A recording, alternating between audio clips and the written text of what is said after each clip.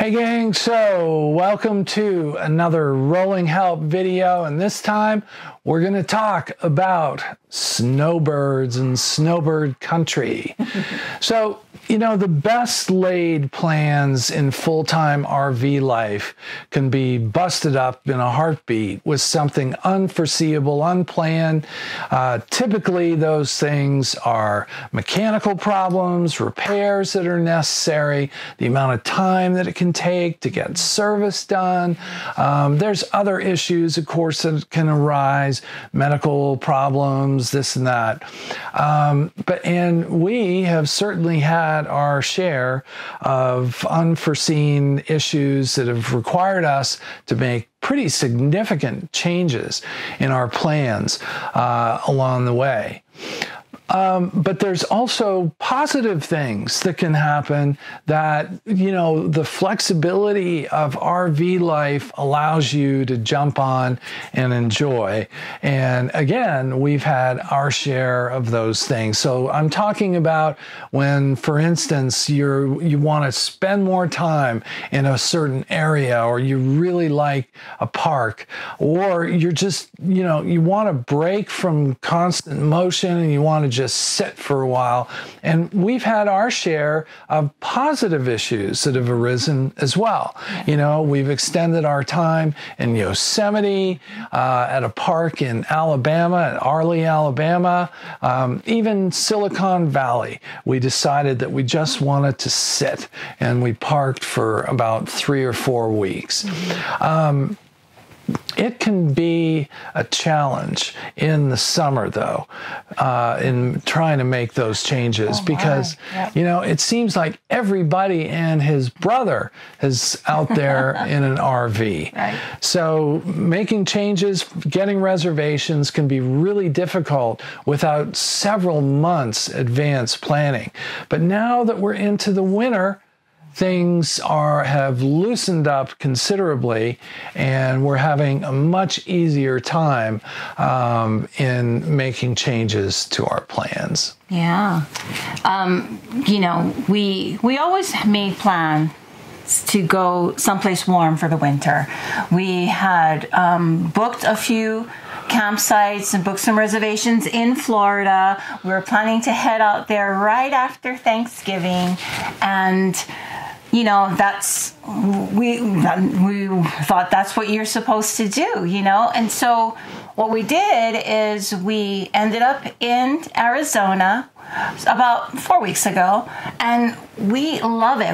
Our first site that we were in, it was in Mesa, Arizona, which is a suburb of Phoenix, and we loved it. The weather was just amazing, and it felt really, really good. So what we did is we changed everything, tossed those plans out, and we booked to stay at Mesa, Phoenix, Tucson. I mean, we're booked all the way through mid-March.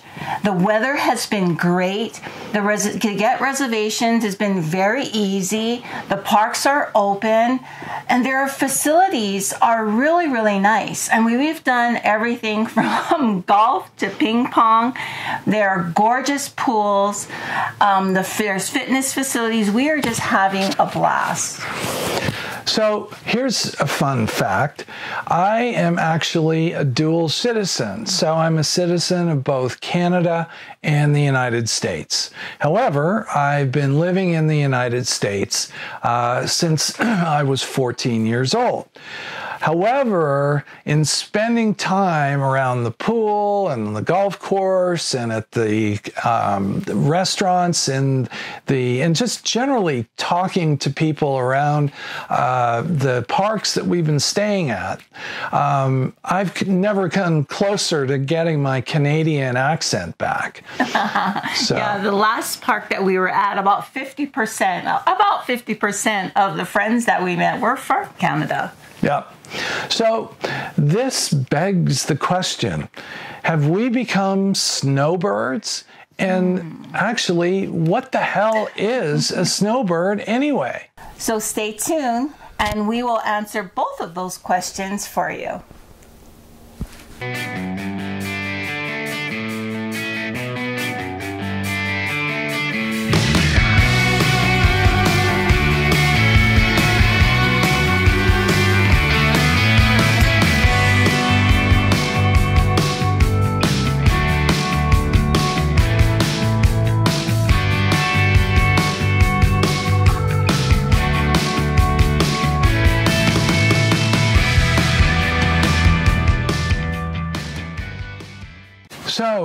let's start out with answering that question. What exactly is a snowbird?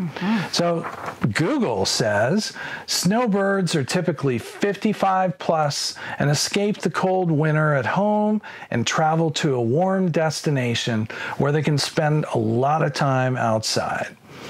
So, as you know, snowbirds are not just Canadian. No. Snowbirds are folks that come from any northern, area that has a chilly climate that folks want to come down and continue to be constantly active outdoors and enjoy the warm weather. So you're talking about, we've met people from Washington State all the way to Maine. People from Illinois, from Michigan, from the Dakotas, and so on. Right. And yes, we've met tons of people from Canada.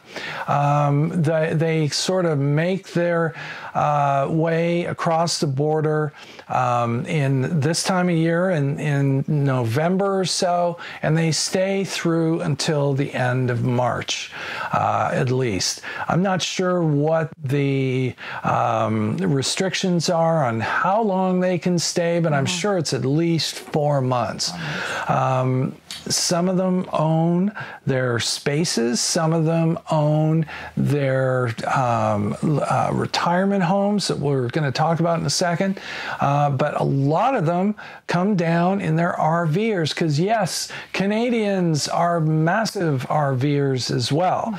In fact, we know this because we have kids that live up in Canada, and when they all go back up to Canada in going into the spring and summer, it's impossible to get an RV spot in Ontario, and we did finally get one in Nova Scotia, where our son and his family live, in June, but it's really difficult. So bottom line is they are passionate RVers, and oh, Canada.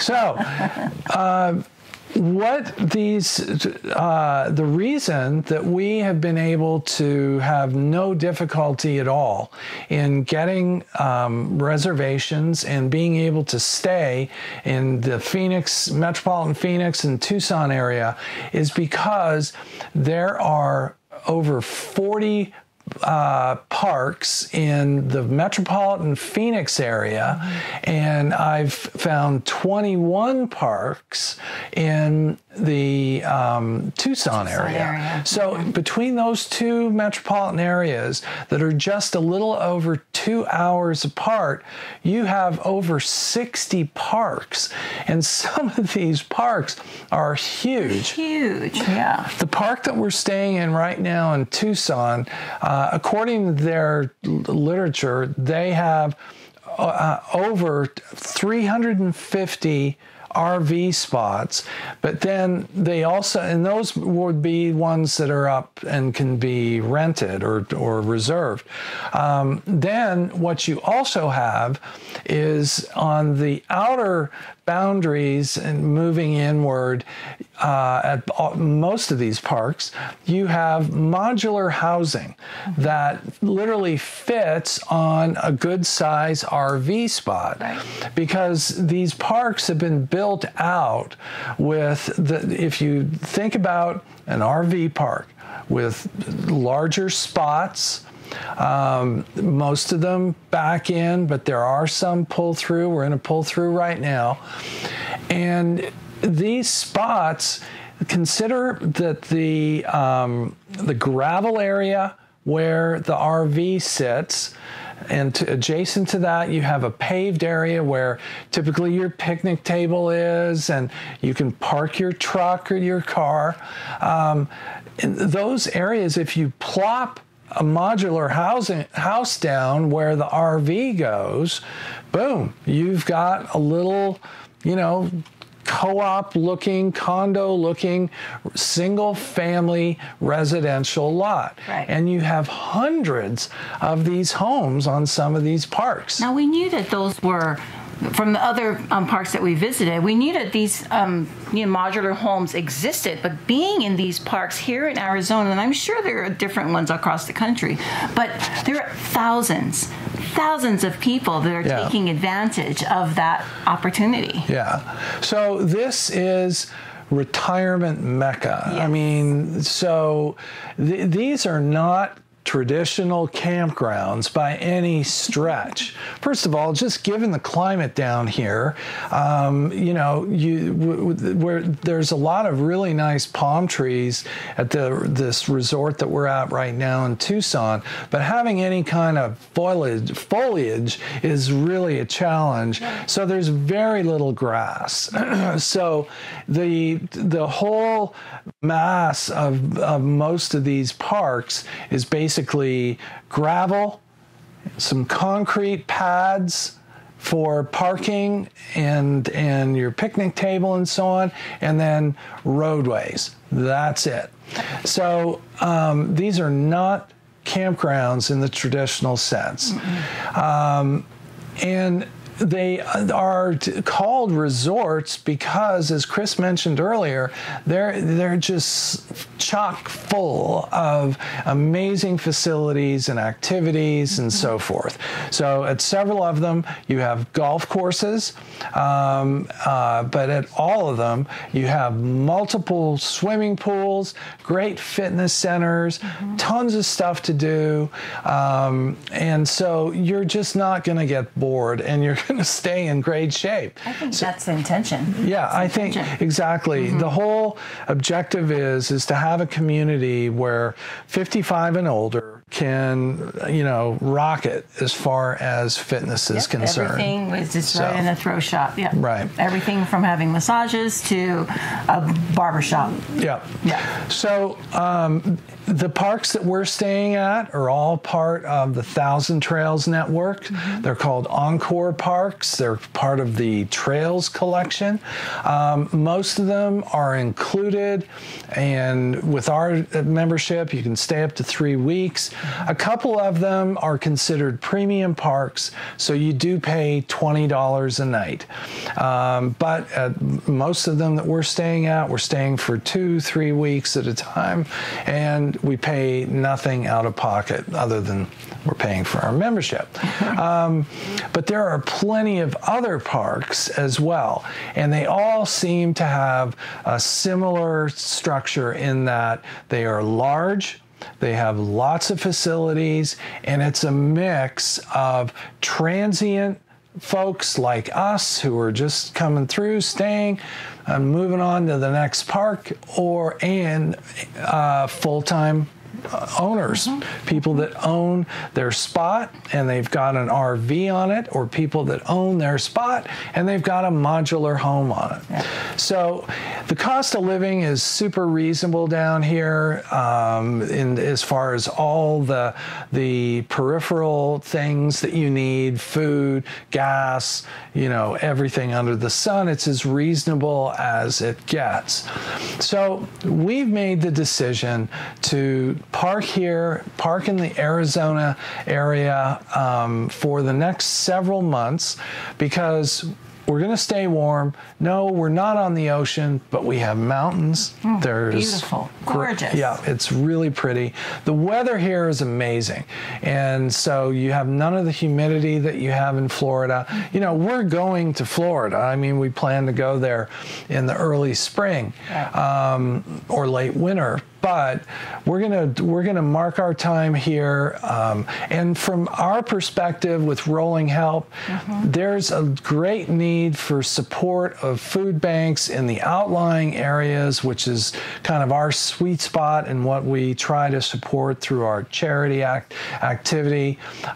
So we're really going to put a drive on to try to give some assistance to some of the food banks in outlying areas around these big metropolitan cities, and so we can't wait. We're really excited about the weather, the value that's here, and so from us, we extend an invitation to come on down to Arizona. Yes. Flap your wings, you snowbirds in the making, and come and enjoy everything that this place has to offer. Because if you're having trouble getting in Florida or some of the Gulf state locations and so forth, consider Arizona. Absolutely. Yes. So, thank you so much, and thanks for tuning in to... Are we snowbirds, though? Yes, we are. We are. We Yes, are we snowbirds. There we go. We answered the question. Yeah, there we go. So thanks for tuning in to Rolling Help.